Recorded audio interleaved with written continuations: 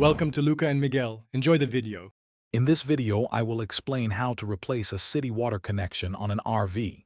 First, gather your tools, including a new connection, sealant, and appropriate wrenches. Make sure your RV's water system is fully drained and depressurized.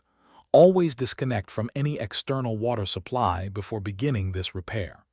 This preparation ensures a safe and efficient replacement process. Now, let's remove the old connection. Use a wrench to carefully unscrew the existing city water inlet from the RV's exterior wall. Once it's off, take time to thoroughly clean the mounting surface. Remove all traces of old sealant and any debris. Also, inspect the area for any damage or corrosion that might need attention before installing the new part. With the surface clean, it's time to install your new connection. Apply a generous bead of RV-compatible sealant around the back of the new inlet.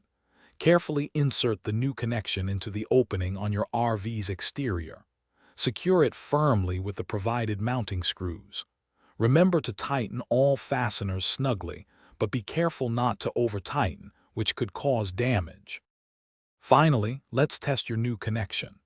Reconnect your RV to a city water source and slowly turn on the water to pressurize the system.